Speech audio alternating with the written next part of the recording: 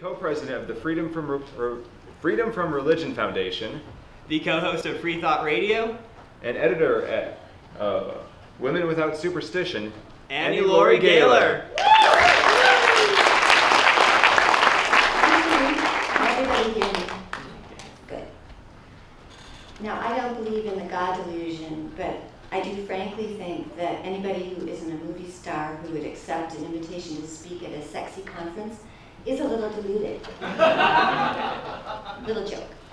But actually, it is thrilling to see free thought, criticism of religion, promotion of separation of church and state, sexy, in air quotes.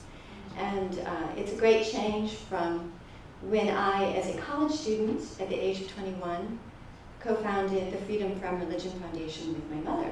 That's many years ago. And college students can make a big difference. I grew up at the tail end of the anti-war movement and in the 70s with promotion of feminism, and boy, were we going to change the world. And I would say when there are 1 out of 3 people today who are between 15 and 25 or so identifying as non-religious, you can change the world. This is a huge sea change. I was telling some of the SSA kids last night over dinner that for a while in the late 80s, early 90s, I was ready to give up on the free thought movement because when I would be invited to speak at high schools, it was like they were going to lynch me, and bristled with hostility. And the demographics are very much now in our favor. So congratulations for putting together this conference, getting some money from the university. That's really good. I wanted to just briefly say that the Freedom from Religion Foundation has 2 purposes. We work to educate the public about non-theism, so our members are personally free from religion, and we like to joke, we don't care what you call yourselves, we all disbelieve in the same God. And we work to keep religion out of government. And mostly, although my presentation is more about history, at FFRF we like to make history, and that's usually what we're doing. We do a lot of litigation. We have about 12 lawsuits, and I don't have time to go into some of them, but they're interesting. Every year we win about 150 legal victories without going to court.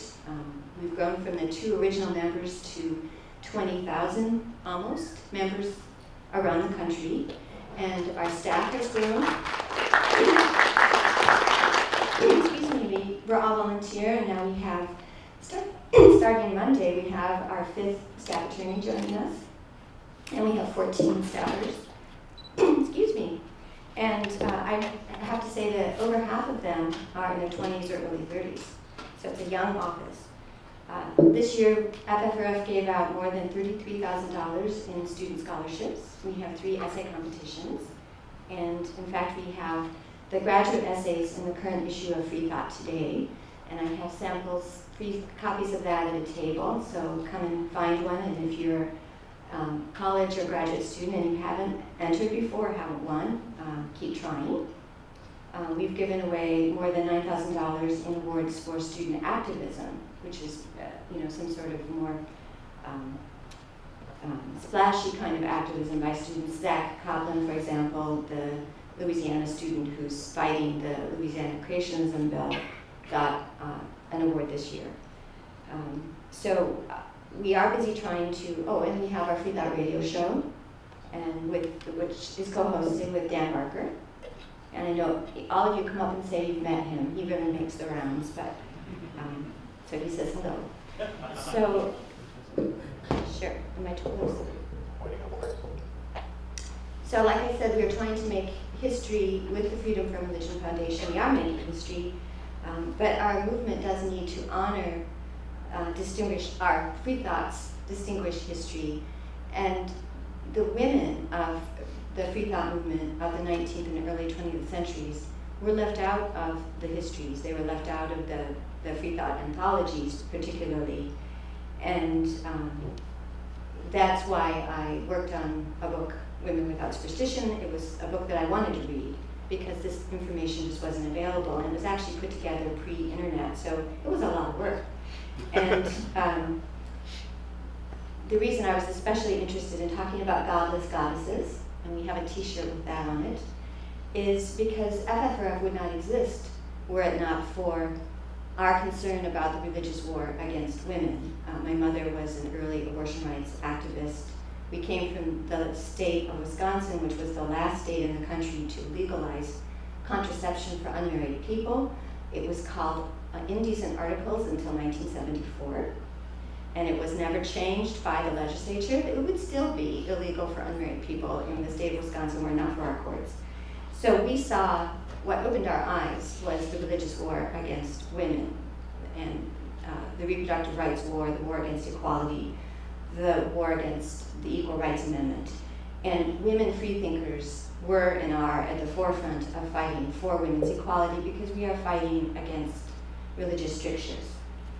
So if I can figure out how this works. You already know some of this, but I'm just going to read a couple of Bible verses.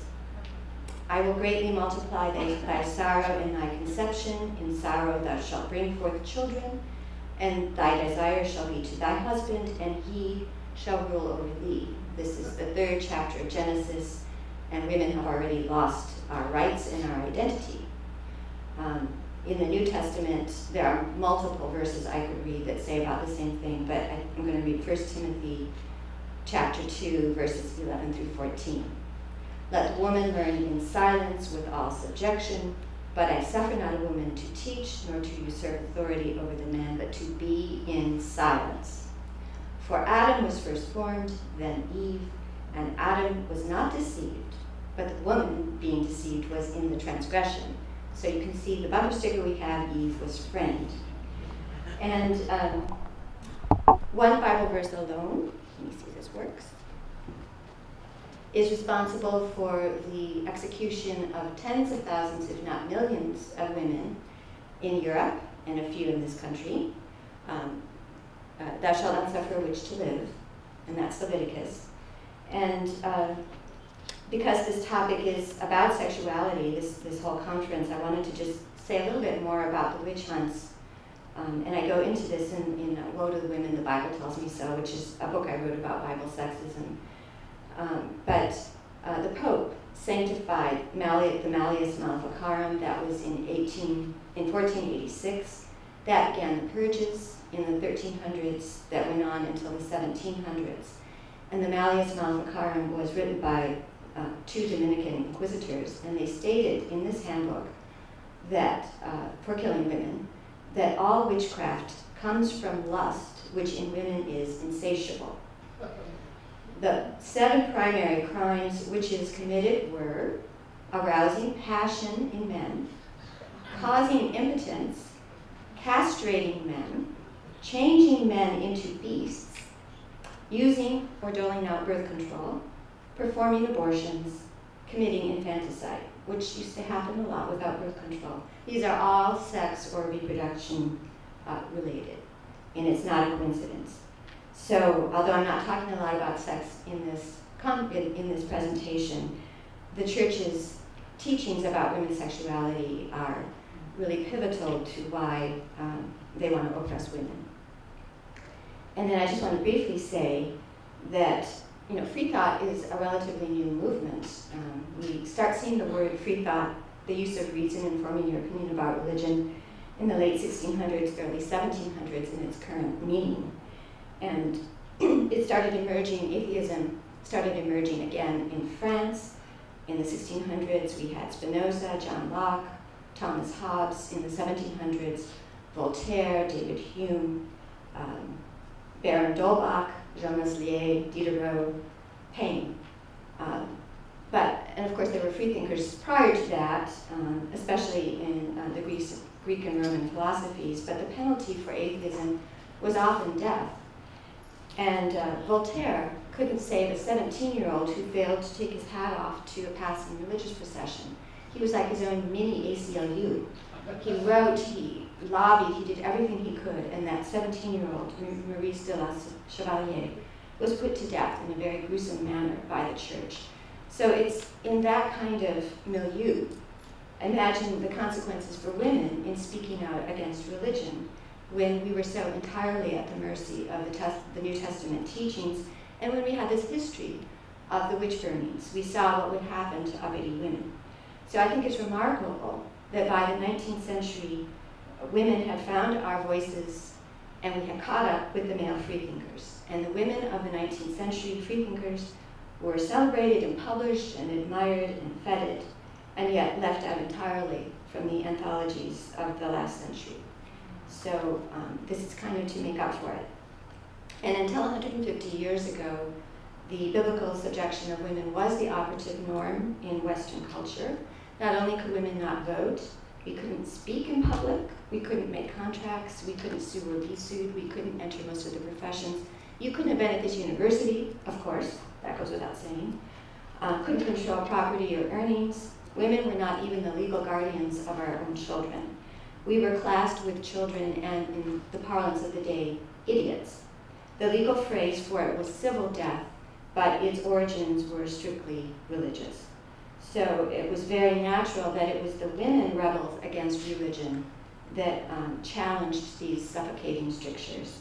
And every freedom, small or large, from wearing bloomers to not having to wear a hat in church to being able to ride a bicycle, was fought tooth and nail by the churches.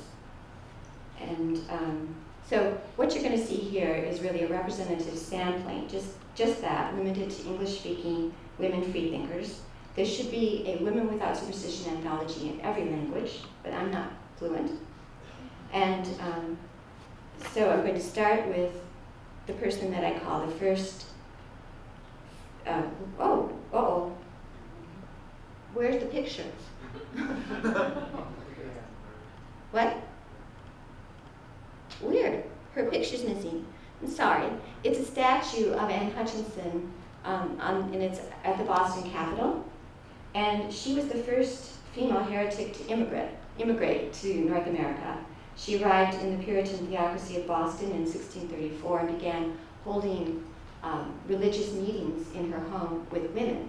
And then men started joining her, and then she started getting significant followers, including Sir Henry Vane, who defeated John Winthrop as governor. And so they went after her and all of her disciples, and she was banished by the court for sedition and heresy in 1637, then excommunicated, cast out, and delivered to Satan as an American Jezebel.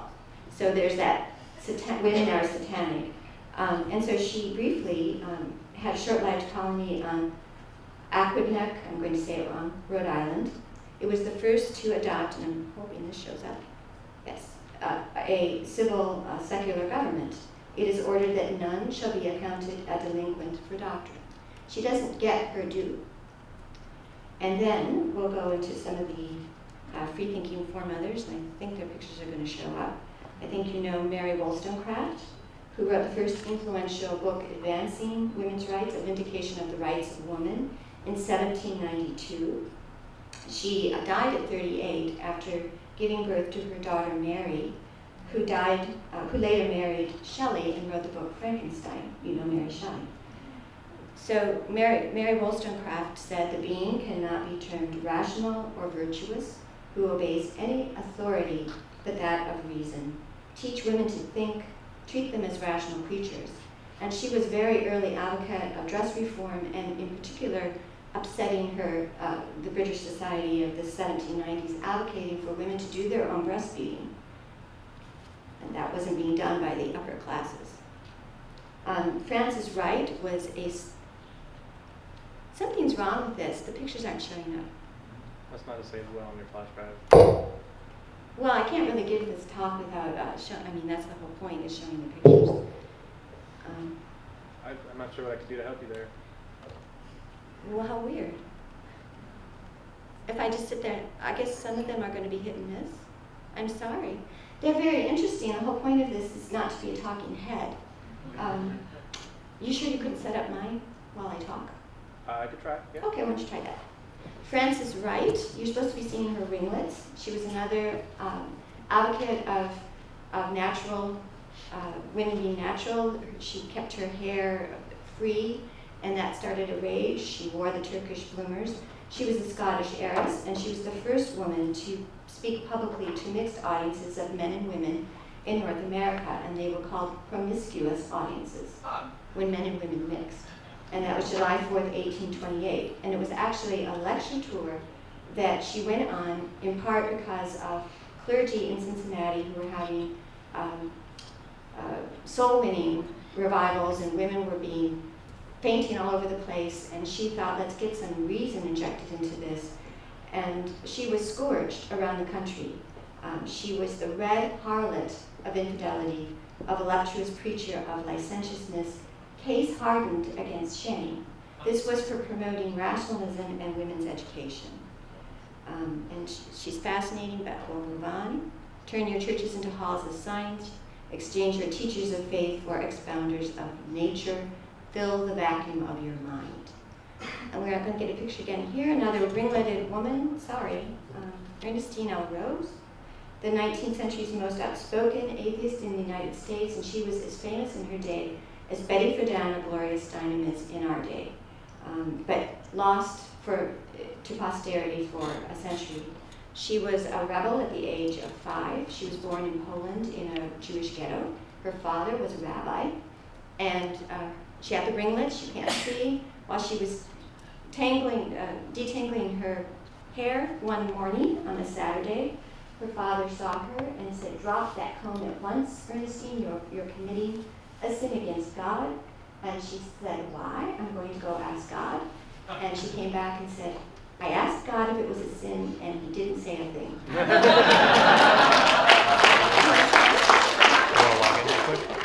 Oh, sure. Hold on, we're going to try to get you some photos. I'm really sorry, I have no idea why that would happen. Yeah, no, neither do I. We tested it.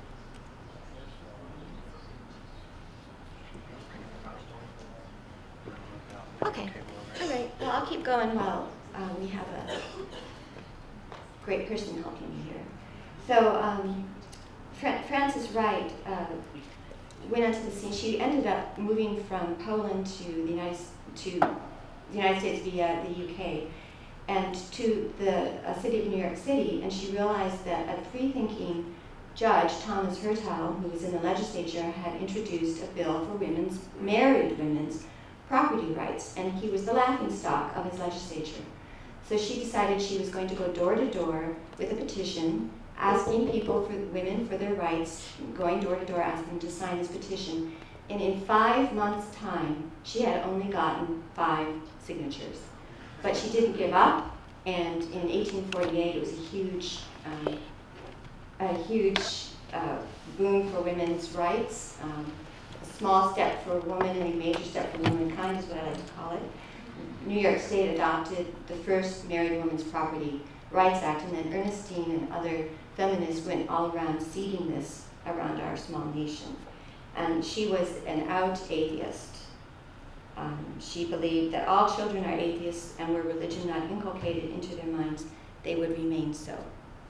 Uh-oh, don't show them my email. It popped open. It should be right there.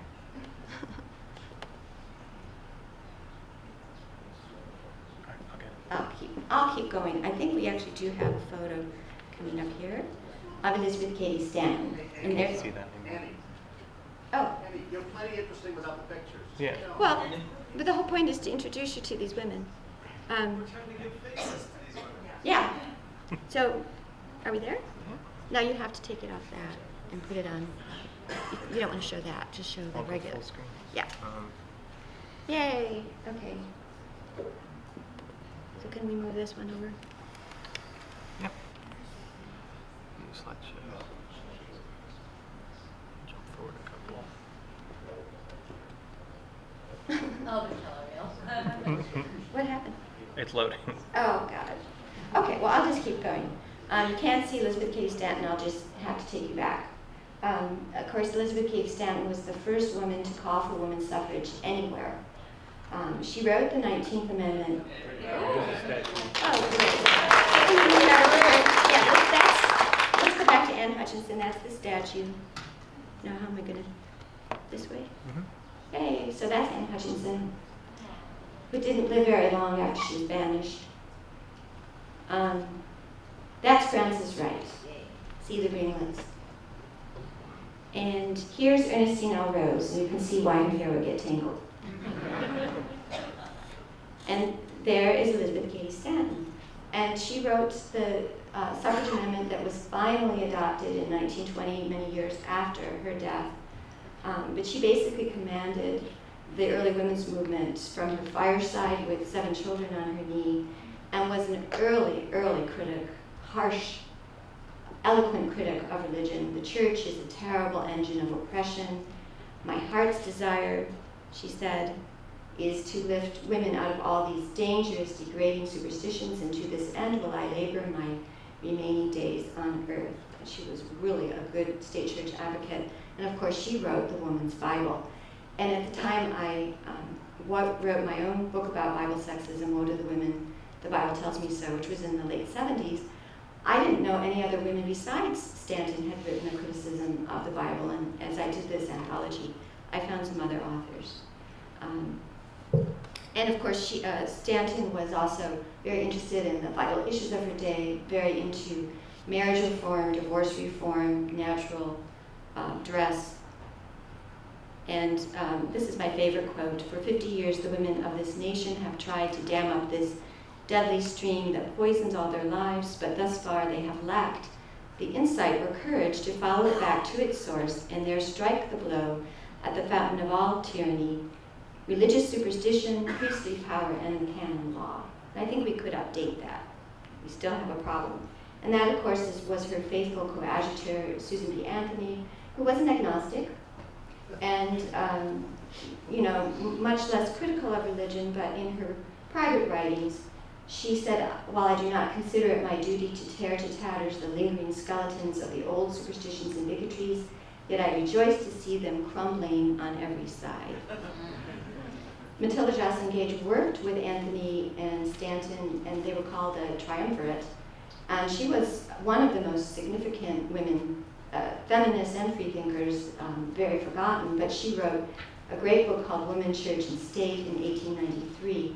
And she was one of the first ones to expose the history of the witch hunts, the harm of the doctrine of celibacy, and its concept of women as sinful in oppressing women. And she also started her own Women's National Liberal Union. And maybe you don't know, but the word liberal used to mean freethinker. And she said, "The world has seemingly awaited the advent of heroic souls who should once again dare all things for the truth. The woman who possesses love for her sex, for the world, for truth, justice, and right, will not hesitate to place herself upon record as opposed to falsehood, no matter under what guise of age or holiness it appears."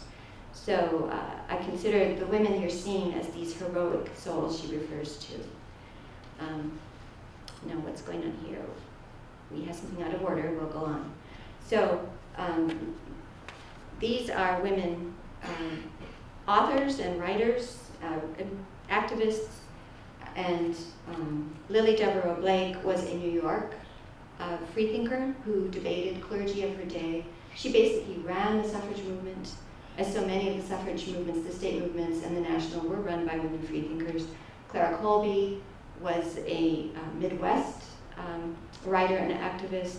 Josephine K. Henry was from Kentucky, and 50 years after Ernestine L. Rose went around knocking pathetically for women to sign petitions for their own rights, there in the state of Kentucky, married women still didn't have property rights, and so she was the one who amassed tens of thousands of signatures and got that in. And then when she wrote 2 letters that were published in Stanton's Woman's Bible, she was repudiated by the movement that she had started in her state, which was a kind of a common thread. Matilda Anneke is an example of the German Freigemeinde freethinkers who came over in the failed revolution of 1848, and they were abolitionists, progressives, anti-capital punishment, and they were the suffrage workers as she was. And then Ella Elvira Gibson was one of those early writers about the Bible and women, and she wrote a book I had never heard of till I did this research called The Godly Women of the Bible by an Ungodly Woman of the 19th century. And it was in print for 50 years, but you can scarcely find it today. It was the Truth Seeker printed that. Harriet Martineau was another very famous in her day writer. She was one of the first women in England to support herself using her own pen, using her own name. She didn't have a pen name. And she's considered the first sociologist and was raised Unitarian but disclaimed that theology, which was more conservative in those days, in toto. And she said her business in life has been to think and learn and to speak out with absolute freedom. And her freedom was that she repudiated religion. Lydia Maria Child, a famous early feminist abolitionist, she wrote the words to Over the River and Through the Woods, by the way, lived in Massachusetts. Helen Gardner is one of my favorite freethinkers. She was called the female Ingersoll. She lectured in the 1880s. She wrote a lovely book on religion, and I think I'm going to have to go back. That quote was out of order. I do not know the needs of a God or of another world. I do know that women make shirts for 70 cents a dozen in this one. It's labor rights here. Every injustice that has ever been fastened upon women in a Christian country has been authorized by the Bible and riveted and perpetuated by the pulpit. And her book was Men, Women, and Gods. And then, fast forward again, she was pivotal at the, just before the adoption of the 19th Amendment, giving women suffrage. She had an ear to the president, Wilson. Margaret Fuller was a transcendentalist. She was the first woman offered a full-time position on a daily newspaper, very influential. She was the author of Women in the 19th Century, which was like a revision of Wollstonecraft's book. And her credo was, give me truth, treat me by no illusion. And here are more women freethinkers and authors, and there is the famed George Eliot, and the ranking Victorian novelist. She wasn't writing under her own name, but she was obviously a trailblazer. And she was a religious evangelical as a child and was exposed to skeptical writing as a teenager, and was so conscientious she stopped going to church. And when her father found that out, he refused to live with her. She was 16 or 17. He sent her to live with her sister until she kind of repudiated her beliefs. And she learned a lesson that was to be a theme in her fiction, which is that human relationships are more important than sect or dogma. And she wrote, the clergy are the most irresponsible of all talkers. Elmina D. Slinker was a little girl, daughter of a Quaker. Her mother gave her $1 to read the Bible, and that made her a confirmed non-believer. And she was active in the South. She was actually spent some time in jail for supposedly giving advice on birth control. It was, she had to be defended by attorneys to get her out. Do we have? Ouida was as famous in her day as George Eliot. If you've seen the movie, The Dog of Flanders, that still makes the rounds, and that was her movie. She was a very ardent atheist. Charlotte Hall, example of an Arizona freethinker. She was the territory archivist, strong disbeliever. And Zona Gale, who was the first woman to win a Pulitzer Prize for her play out of Wisconsin, a progressive and a non-believer. Ella Wheeler Wilcox was what they called a not a minor poet, but a bad major poet.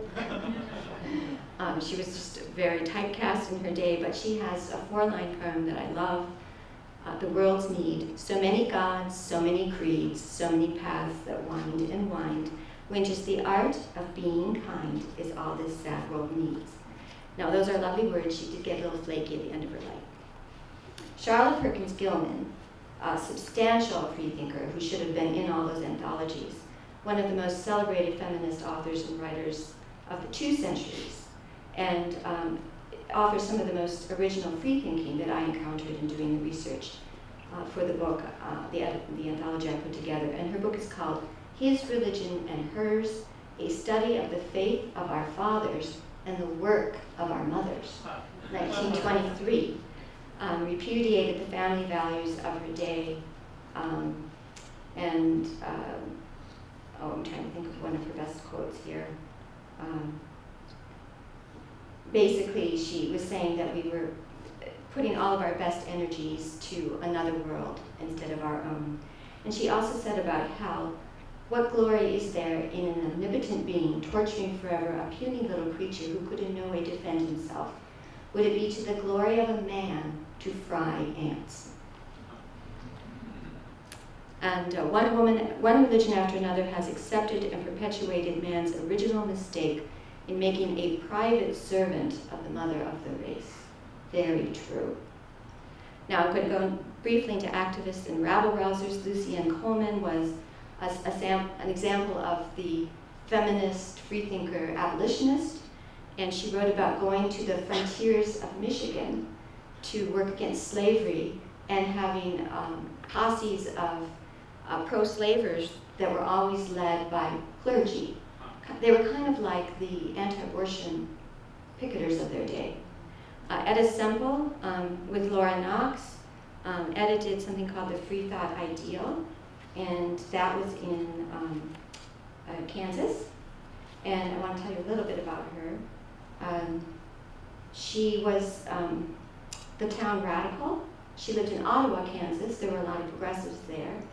And she was so outspoken that somebody apparently tried to assassinate her. She had opened a hospice, or kind of a hospital, where she was known for not turning away any fallen woman.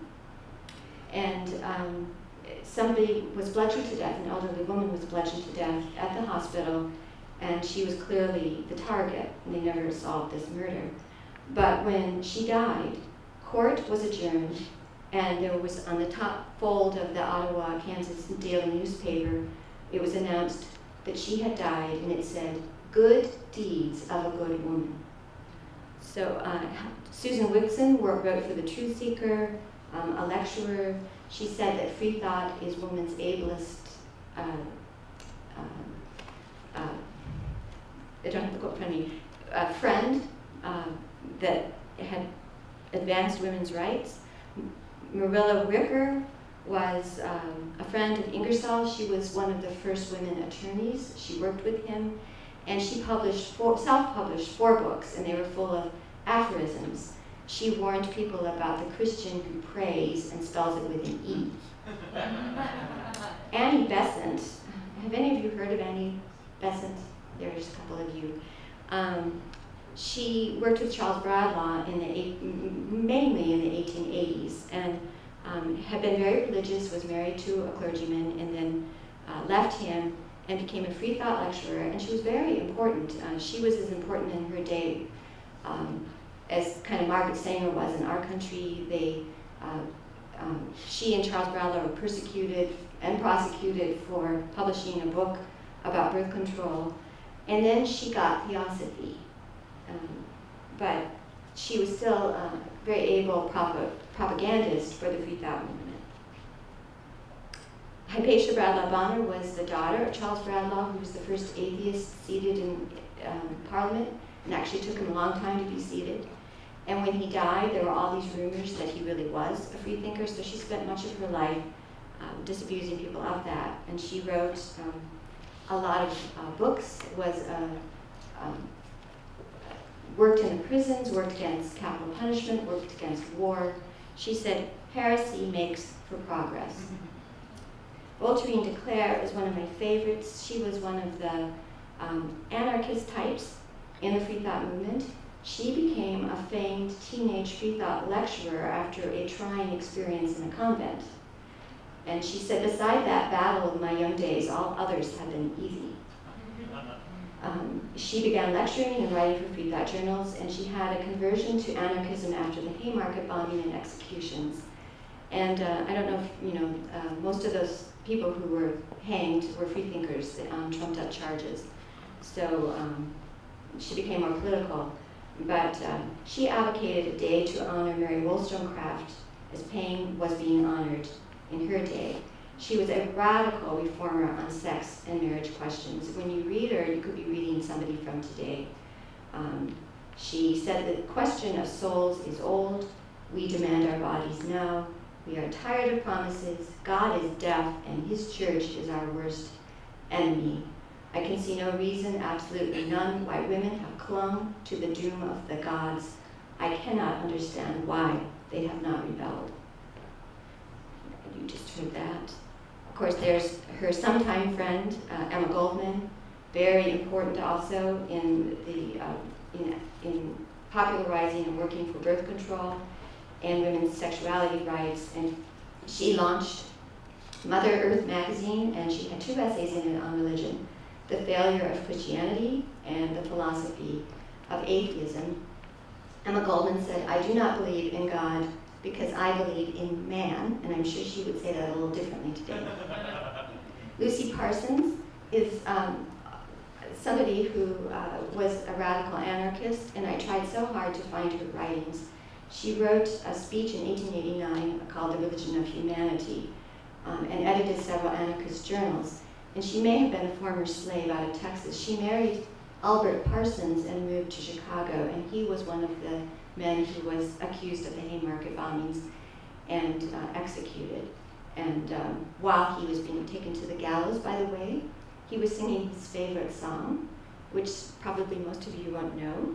There is a song called Annie Laurie. And so I learned in researching her that for at least 10 or 20 years after, many free thought gatherings would begin with singing Annie Laurie in memory of Albert Parsons. Now, this had nothing to do with how I got named, but I do know one thing Lucy Parsons said. She said, we have heard enough about a paradise behind the moon. We want something now. We are tired of hearing about the golden streets of the hereafter. What we want is good paved and drained streets in this world. Then Margaret Sanger, one of the most important heroines of history, whose motto was no gods, no masters, who was jailed and censored and shunned for fighting for women's rights. She had to leave the country. She brought diaphragms to the US. She educated physicians. She proliferated the birth control clinics. She ultimately was in on the creation of the pill. And in her private life, she said, I wanted each woman to be a rebellious Vashti, not an Esther. And Vashti is the only feminist that you can find in the Bible. You'll have to read my book if you want to know who Vashti is. And I wanted to include a Canadian, Marion Noel Sherman, who was an evangelist in India, and then she found the light and wrote a pamphlet and handed it out in her neighborhood in Victoria Island, off Vancouver. And I went there trying to find it, and I couldn't. But there's other writings by her. Queen Silver was a girl philosopher, was in the LA area. I got to meet her. She put out this journal as a little girl, and she, during the Scopes trial, had asked William Jennings Bryan to debate her, but he didn't. Dora Russell, you may know, was married to Bertrand Russell. She wrote a book called Hypatia, very firm feminist. Meridel Lesueur was a Midwest journalist. I got to interview a great woman and a free thinker. Margaret Knight was a psychologist, and she was invited to do, well, she actually launched a series on morals without religion. She really lobbied hard on the BBC, and they put it on. And boy, did that create an uproar in the 1950s. She was the unholy menace. And then she wrote a book based on those lectures in 1955. Margaret Knight said, ethical teaching is weakened if it is tied up with dogmas that will not bear examination. And you can say that again. Butterfly McQueen, I like to include, she had the, poor thing had to play Prissy in Gone with the Wind, but when she was a life member of the Freedom from Religion Foundation. I got to interview her once, which was really fun. And at the 50th anniversary of Gone with the Wind, she was interviewed by the Atlanta Constitution, and she said, as my ancestors are free from the slavery of religion, I am free from the slavery as my ancestors are free of slavery, I am free from the slavery of religion. Vashti McCollum, 65th anniversary of the McCollum decision. There she is, that awful McCollum woman. Took, on behalf of her son Jim, the first case that went before the Supreme Court removing religious instruction from our public schools, and it is the 65th anniversary year. And she wrote a book about it called One Woman's Fight, and it's a wonderful book. And this is from the decision. The First Amendment has erected a wall of separation between church and state, which must be kept high and impregnable. Ruth Green wrote The Born Again Skeptic's Guide to the Bible, which was the first book that the Freedom from Religion Foundation had the pleasure of publishing, and it's still a bestseller for us. And she was sort of a Missouri grandmother when she got breast cancer and had a little bit of extra time in the recuperation to read the Bible. She was brought up as a half-hearted Methodist, and then she realized she didn't want anything to do with that book. And she said the trauma of reading the Bible was worse than the trauma of getting breast cancer.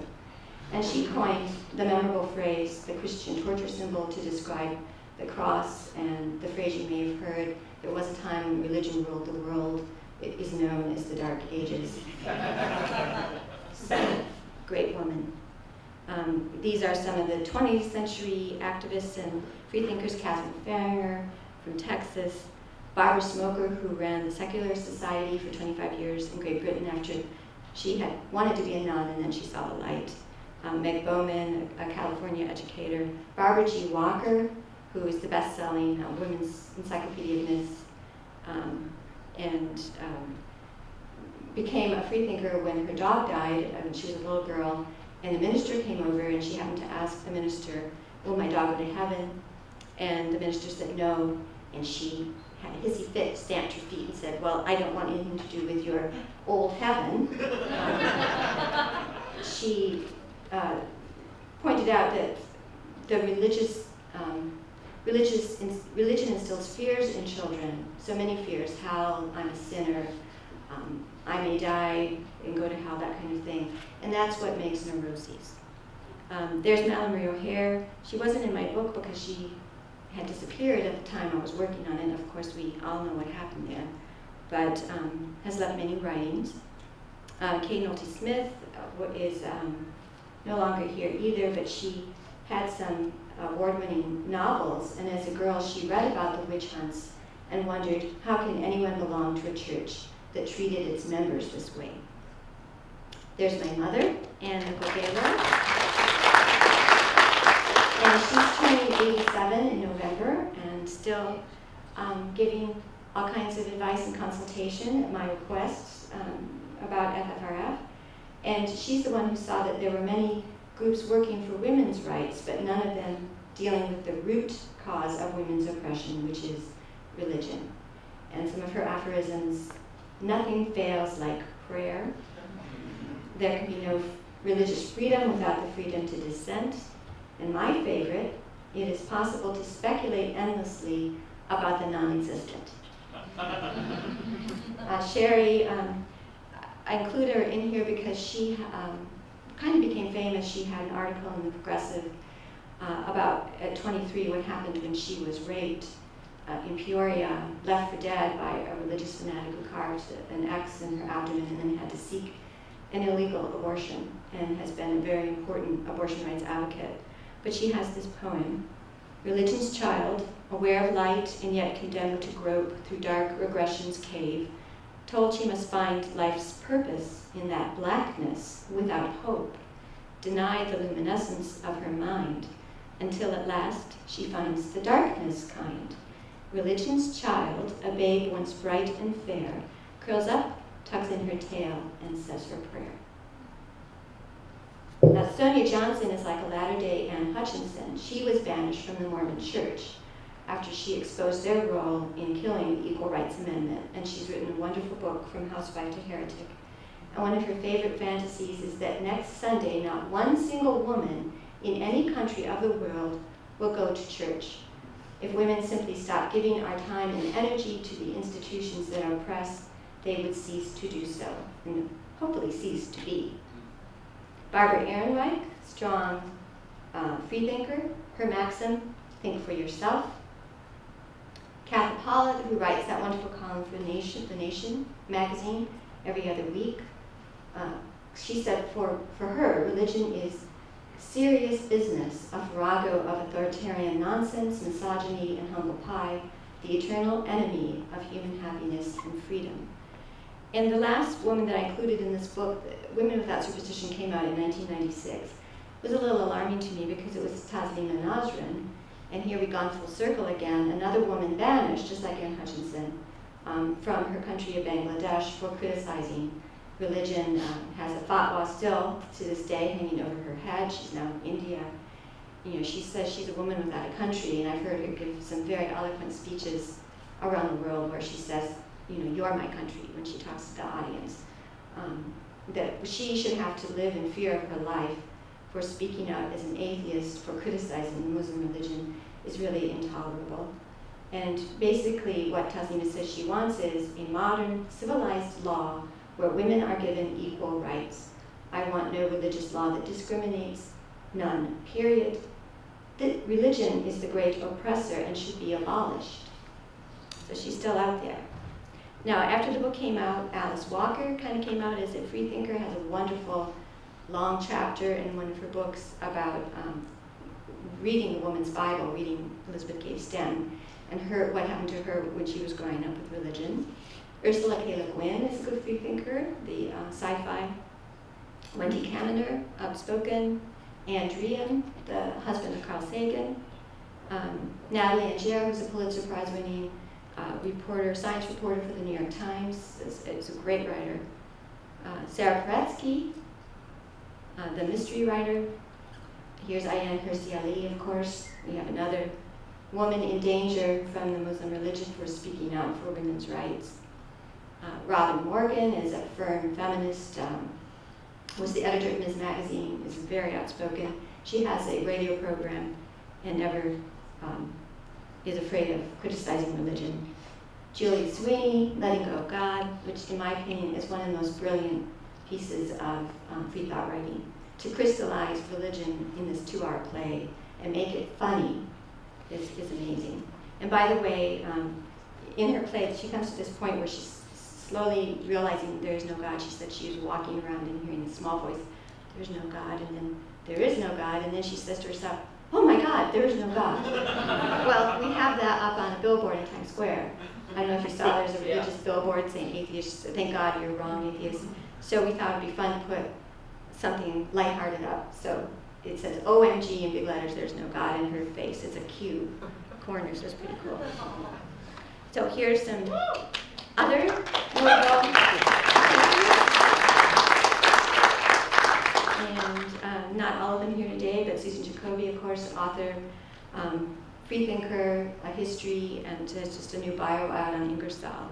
Jennifer Michael Hector has that great book, Doubt, and then you don't need introductions for these other women. And then I'd like to include Jessica Alquist. Talk about activists. In a way, it's that same theme of, you know, putting up with death threats and rape threats, and the, you know, the religion going against women as somehow we're satanic.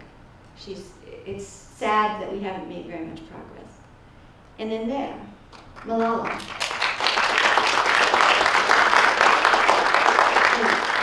Dan was helping me, because you can see I'm a technical moron. He's helping me put this slide on. And he said, well, you know, she's not really a free thinker. But I think that, of course, from the Muslim point of the world, she is an apostate. And she is a humanist, whether she's a liberal Muslim or not. You can't hear her if you heard the interview on Jon Stewart, where she talks about the need for equality and education. And she does criticize religion. And here she is, you know, in the Islamist countries, these women are further back than the women were when we started the feminist movement in the 1800s. You know, that it's like we have to recreate the wheel. And we don't want to do that. And that was one of the reasons why I think we need to study our history and resuscitate these free thought heroines.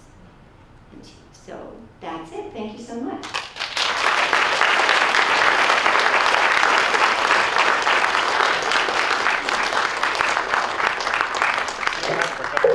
What? Questions? There's time for questions? Yeah, go ahead. Sure. First, let me say I love No God, sisters, and I bought that for my sisters and cousins. That's a very interesting question. The question Ron asked is, free thought feminism were so intertwined in the 19th century, how would I compare the modern women's movement today in free thought? I think it's all there, but it's not as overt. I mean, there isn't an Elizabeth Cady Stanton among the most prominent feminist freethinkers, but someone like Robin Morgan, really was a feminist foremother. When there are documentaries about the women's movement, she's always interviewed. She was the one who called the picket of the Miss America pageant, where they did not burn bras, but they threw them away. So, they're there. I've interviewed Gloria Steinem, and she always likes to talk a little bit about spirituality, but she's not religious. She talks about, religion is something, corporations may offer you some reward, but religion's on a different level because the reward comes after you die. To talk about a crock, it was that kind of quote. So, I think there's always some uneasy tension. There was uneasy tension in the 19th century. I didn't say Elizabeth Cady Stanton was repudiated herself by the very movement she started. They actually passed a resolution against the Woman's Bible at the National American Woman Suffrage Association. And so it was a terrible insult to her in the mid-1890s. So I think, I'm not quite sure how to answer that. The feminist ranks are full of free thinkers, but they may want to compartmentalize it when they do their lobbying, and that's too bad. They must not think it's socially acceptable. The history you've recounted underscores how important secularism is to women's issues generally. I'm wondering if you could give it. Yeah, I think have some meetings that are more explicitly geared to women, either women speakers. I don't know if you do a book club, read women, or just make women's issues at least one topic of one event. I don't know what you do, but bring in women speakers, or you'll attract the women more that way if you have consistently male-dominated speakers or events.